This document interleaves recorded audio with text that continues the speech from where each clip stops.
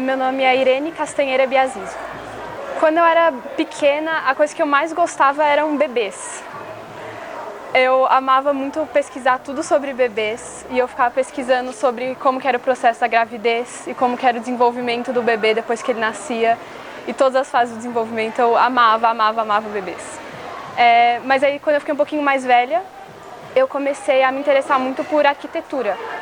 Eu jogava uns jogos assim de computador e eu gostava muito de ficar construindo as casas, imobiliando as casas.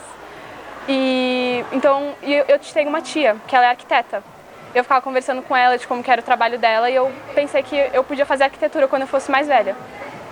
Mas, assim, isso quando eu era mais nova. Acho que depois do 9º ano já eu não tinha mais tanto esse interesse em arquitetura.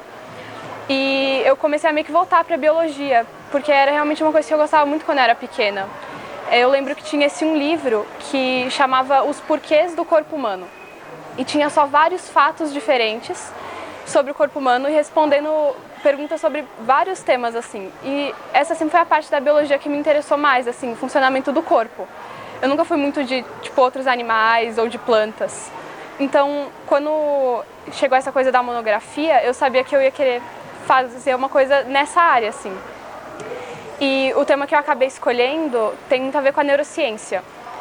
E ele é uma cirurgia no cérebro para ajudar pessoas que têm epilepsia, que é uma outra doença que também que afeta muita gente, é uma doença muito comum. E eu fiquei sabendo primeiro desse tema num documentário que mostrava a vida de uma pessoa que já tinha passado por essa cirurgia. E como que ele estava meio que se recuperando e como que ele estava vivendo depois de ter feito essa cirurgia. Porque essa pesquisa que eu fiz fala de uma cirurgia que corta o cérebro na metade e divide as duas metades. E depois dessa cirurgia, por mais que o cara estava bem, ele estava vivendo a vida dele normal, tinha alguns sintomas muito curiosos, como se as duas metades do cérebro dele agora não conversavam mais entre si. Então, uma mão fazia uma coisa e a outra tentava meio que quase brigar, impedir a mão de fazer uma coisa. Parecia que os dois lados do cérebro dele estavam quase que discutindo, assim. E eu vi esse documentário, eu achei muito interessante, mas depois eu meio que esqueci disso. Até que depois, em outra série que eu gosto, eu vi esse tema aparecer de novo. Eu lembrei desse tema, então eu pesquisei mais sobre isso. E aí, na hora que tinha que escolher o tema da monografia, era uma coisa óbvia, assim, tipo, não, é isso que eu vou fazer, assim, não tem mais nada que eu acho tão interessante. Então, foi isso. Qual é a série? É House, é uma série de médico.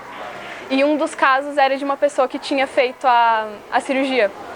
Desconexão interhemisférica, calosotomia como um tratamento para epilepsia refratária. Os testes controlados em laboratórios sugerem que a consciência é dividida em pacientes com cérebro dividido. Contudo, as experiências cotidianas dos pacientes e de suas famílias sugerem o contrário. Além disso, a hipótese de duas consciências separadas pressupõe que, no cérebro intacto, antes da cirurgia, ambos hemisférios eram conscientes, mas conectados pelo corpo caloso, e só se tornaram desconectados devido à operação. Isso lança dúvidas sobre a viabilidade da visão das duas consciências.